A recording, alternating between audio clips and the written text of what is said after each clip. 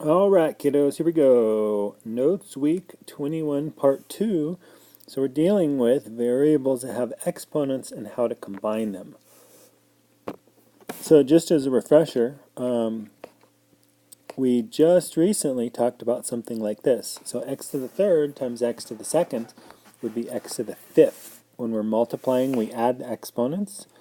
And something like this, x to the eighth divided by x to the sixth would be x to the second. When we're dividing the bases, we subtract the exponents. So 8 minus 6 is 2. And up here we had 3 plus 2 gives us 5. So we're doing the same thing, only there are several variables, and some of them are going to be 0. So anything to the 0 power is just 1. So we have 1 times b to the third times a to the second. And so you could just write that as b to the third, a to the second. And usually put the variables in alphabetical order, but we're not going to stress about that right now. Number 2, so let's see. We have just some x stuff. So I'm going to use different colors to underline these. We have y stuff, or y variables in 2 places, and then some z stuff. So right here, this is x to the first. We don't do anything with it. For the y's, we have y to the third and times y to the second. So we're going to add those exponents, giving us y to the fifth. And then the z to the fourth doesn't change because there's no other z to multiply it by or whatever.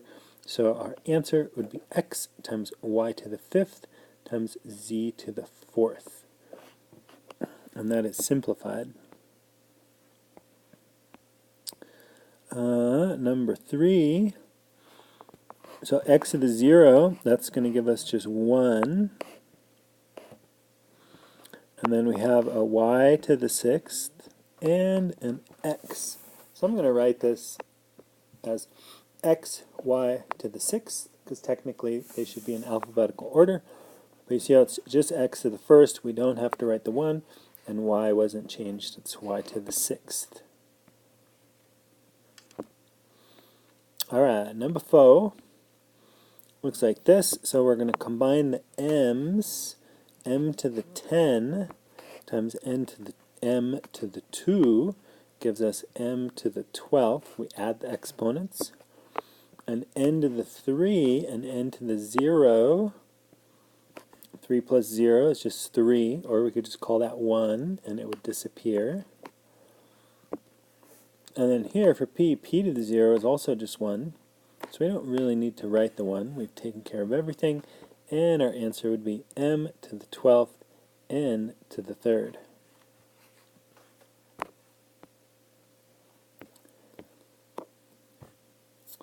Let's see, number 5. So we're going to combine. We have a to the 3rd and a to the 10th. 3 plus 10 is 13. B squared, nothing to combine it with. And then this c to the 0 is just 1. So we don't really even have to write it in there. So our answer would be a to the 13th b squared. Nice and simplified. And then let's see, number 6. So we have some y's to combine. Let's see. X to the 0 just becomes 1. That's a 1 right there. Y to the 3rd and y to the 10th gives us y to the 13, and then we have a z squared there. So y to the 13, z squared. Okay, so, 7 and 8. Here we go. So number 7, we're going to combine m to the second, m to the 0 gives us m to the second, n to the 3rd, and p to the 0 is just 1. And these are all being multiplied. So we could write our answer as m to the second, n to the 3rd.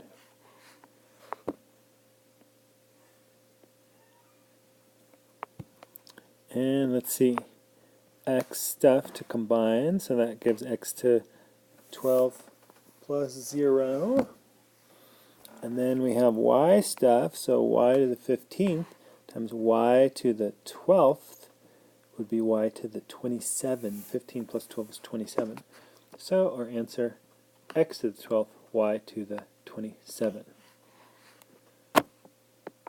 Okay, so let's take a look at the next page. And it is now you try. So go ahead and put this on pause.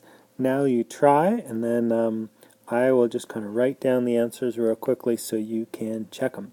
But you should pause and try it on your own. Alright, welcome back. Now that you've paused and worked these out, let's see. This gives us a to the 3rd, b to the 6th. Number 10, so you could correct as you go. Number 10 would be x to the 5th, y to the 4th.